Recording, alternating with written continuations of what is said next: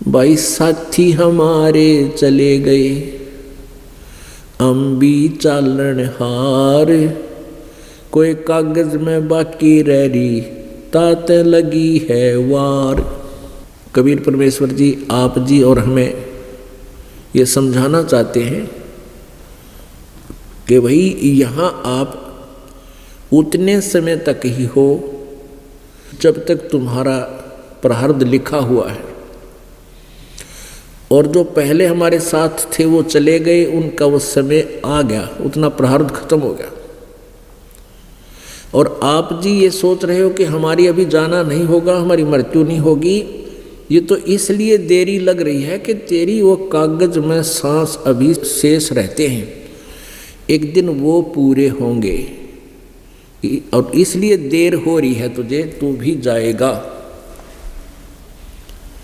तो पुण्यात्माओं, जब तक इस प्राणी को अपनी मौत दिखाई नहीं देगी तब तक ये ना भक्ति कर सकता, ना ये बकवाद छोड़ सकता। अब इस काल ने कैसी व्यवस्था कर रखी है, जैसे दास ने पहले देखा अन्य पंथी सत्संग करते थे, वक्ता हो जाते हैं और गायक बन जाते हैं, परमात्मा के शब्दों को बड़ी सुरीली आवाज़ में गाते हैं, सुनाते हैं, लेकिन असर किसी का नहीं होता। और ये बातें परमात्मा ने कही है कि ये बातें कहने सुन की नहीं हैं, ये कर पाड़ने की है। ये कहने सुनने तक सीमित नहीं रखना है, ये तो कर पाड़ने की है, ये कर के पीछा छुटवाने की है। तो परमात्मा हमें याद दिला करते थे कि मौत भूल गया बावड़े, अचरज किया कौन, और तन माटी में मिल जाएगा जो आटे में लौन। पुण्यात्माओं, सभी को पता है कि मृत्यु होगी, लेकिन डरकती नहीं। औरों को हम मरते देखते हैं, अपने नंबर की चिंता नहीं। एक समय युधिष्ठिर और ये पांचों पांडव वनवास भोग रहे थे।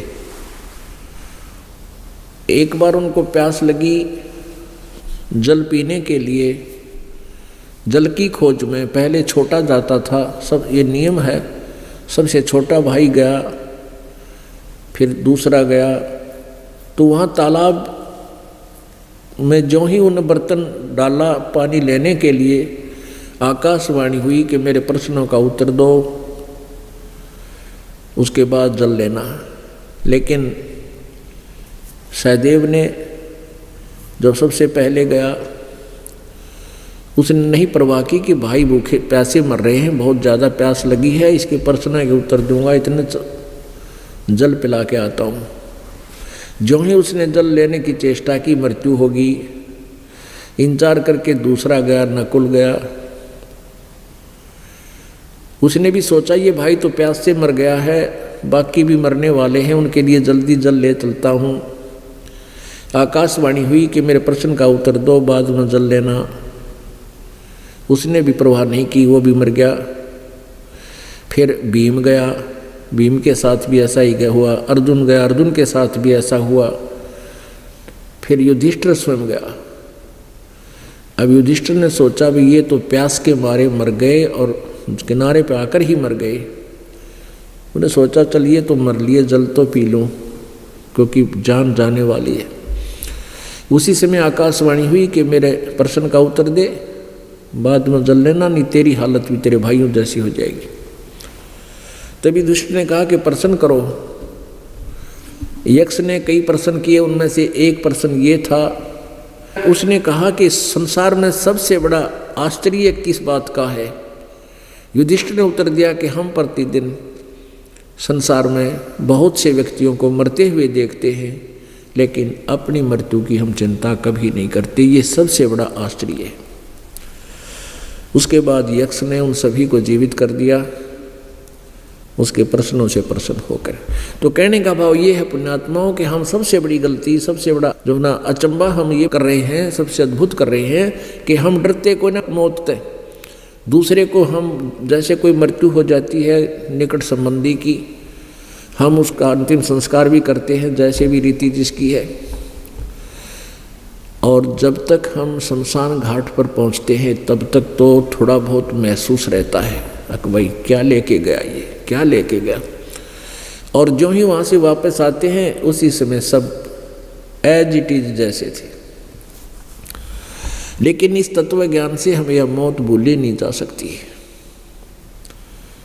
हमें इसका पता लग गया कि ये डेफिनेट होगी, लेकिन इस डर से हम बुराई भी नहीं करते और भगवान से डर कर चलते हैं, परमात्मा को याद करते हैं।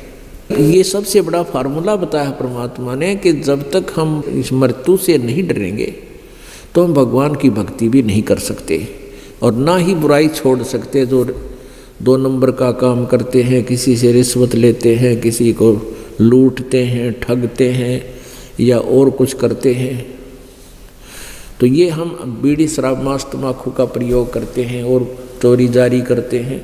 ये हम तब तक नहीं छोड़ सकते जब तक हमें ये याद नहीं होगा कि मृत्यु ना जाने कब हो जाए।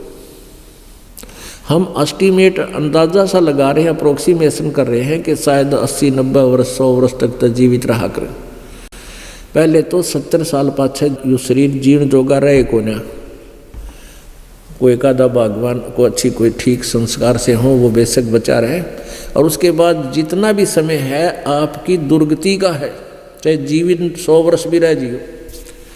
तो कहने का भाव ये है कि हमने इतना लंबा एस्टीमेट अप्रोक्सीमेशन नहीं करना चाहिए, चलन की तैयारी करें। उसके लिए हमने भगवान की भक्ति जो भी क्रिया बता रखी हैं दिन रात करें अपनी।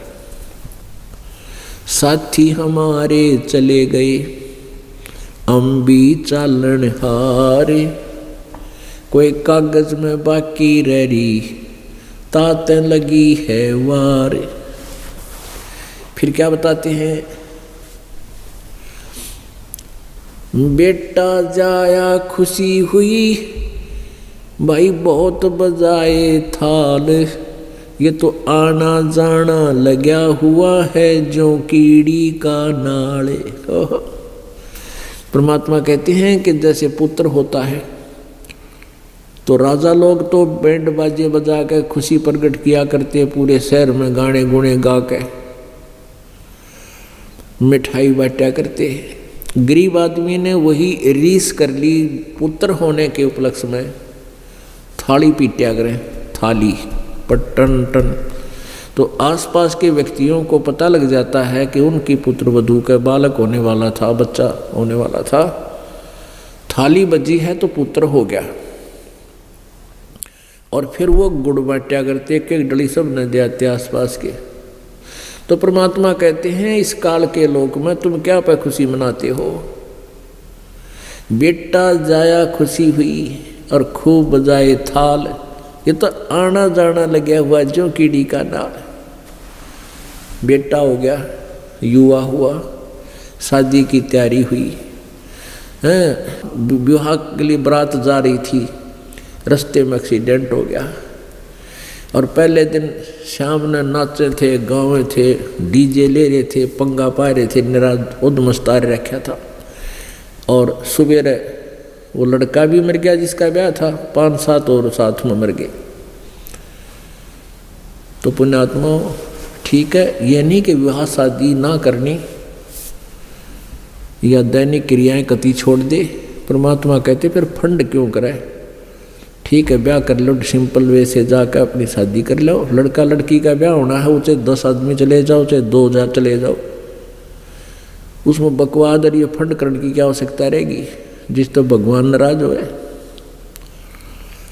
तो कहने का भाव ये है पुण्यात्माओं, हम साधु संत भक्त बनकर और फिर हम ड्रामाबाजी करते हैं, नाचना गाना करते, फिर हमने भगवान का ज्ञान कति नहीं, और इसलिए फिर भक्ति बाधक बन जाती है। ऊपरले मन से हम साधना करेंगे, वो साधना हमारी व्यर्थ होती है। कहते हैं भक्ति करे बिन भाव रे सो कौने का जा, बिना भाव के बिना श्रद्धा से यदि भक्ति हम करते हैं वो व्यर्थ है। भक्ति करने का, साधना करने का तरीका एक विशेष होता है, कसक के साथ करें। हे परमात्मा मुश्किल से दाव लगा है, ये मनुष्य जीवन मिला है, ये भक्ति मिली है, और कसक के साथ अंदर कसक उठे, जैसे किसी वस्तु की प्राप्ति के लिए कसक होया करे, ऐसे कसक बने अंदर से सुमरण के साथ, तो उसका लाभ ज़्यादा होता है। फिर परमात्मा हमें याद दिलाते हैं, पतझड़ आवत देख कर बन रोवे मन माही, ऊंची टेढ़ी पात थे अब पीले हो जाही। एक उदाहरण देते हैं संसार का, जैसे संसार रूपी वृक्ष है और उसमें से ये पत्ते टूट टूट कर गिर रहे हैं। जैसे एक परिवार समझो, एक परिवार है और परिवार का एक सदस्य मृत्यु को प्राप्त हो रहा है, पता लग गया है कि इसको कैंसर है या कोई और भयंकर असाध्य रोग है, उसको भी पता लग जाता है कि तेरी मृत्यु होगी। घर वालों को भी चिंता होती है, वो भी दुखी होते हैं और फिर वो सोचता है कि हे भगवान, अब मैं कहाँ जाऊँगा। पूरे परिवार को छोड़कर जब ये चलता है प्राणी, जिसके ऊपर सारा जीवन व्यर्थ कर दिया, वो साथ नहीं जा रहा है, अकेला जा रहा है, तब वो सोचता है, रोता है, भगवान अब ना पता कहाँ जन्म होगा, कौन से पशु पक्षी के शरीर की प्राप्ति होगी। तो क्या बताते हैं, तो अन्य जो वहाँ आने वाले, उसको मिलने वाले सांत्वना दिया करते हैं, एक ही बात कहते हैं, भाई तो एक दिन सब ने मरना है, सभी ने जाना है यहाँ से, क्यों चिंता करता है, या तो कोई पीछे रहा ना कोई आगे रहेगा। उसको थोड़ा सा दिल डट जाया करे उसका कि दिल डट जा, यू मर जा आराम तय, इतनी सी बात है बस, और समाधान कुछ नहीं उनके पास। उसके लिए परमात्मा ने एक उदाहरण दिया कबीर जी ने कि पात झड़नता यूं कहे, पात झड़नता यूं कहे, सुन भई तरवर राय, अब के बिछुड़े नहीं मिले, ना जाने कहाँ गिरांगे जाए। ये मान लीजिए कि जैसे एक सदस्य घर का बिछुड़ता हुआ कह रहा हो कि भगवान ना मेरा कहाँ जन्म होगा, कित गिरूंगा जाके। तो उसके लिए परमात्मा बताते हैं, तरवर कहता पात से, सुनो पात एक बात, यहाँ की याहे रीति है, एक आवे एक जात, एक आवत एक जात। तो यहाँ की एक रिवाज है इस काल के लोक की, जन्म और मृत्यु सदा बनी रहेगी। यहाँ की यह रीति है, यहाँ का यह एक हार्ड एंड फास्ट नियम है, रूल है कि जन्म और मृत्यु बनी रहेगी। एक आता है, दूसरा जा रहा है।